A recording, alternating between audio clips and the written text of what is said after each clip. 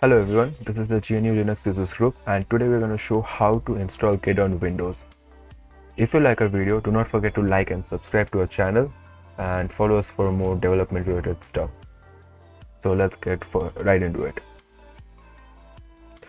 Open up your browser, type in Git in the search engine, go to gitscm.com, download 2.3 for Windows, and the download should start any moment.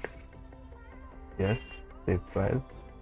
We're just gonna wait for this download to get over, and after this we're gonna install it on.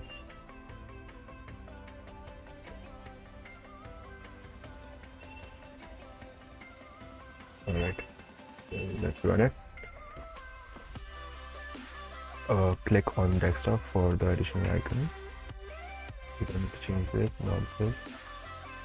Alright, okay, next.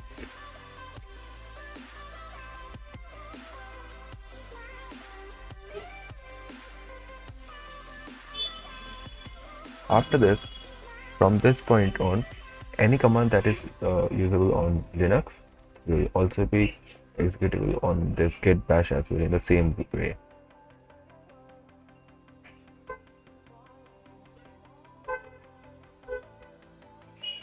And that would be it.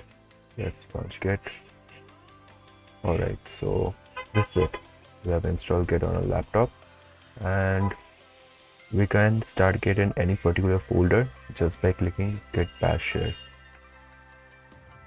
And all other commands are just the same.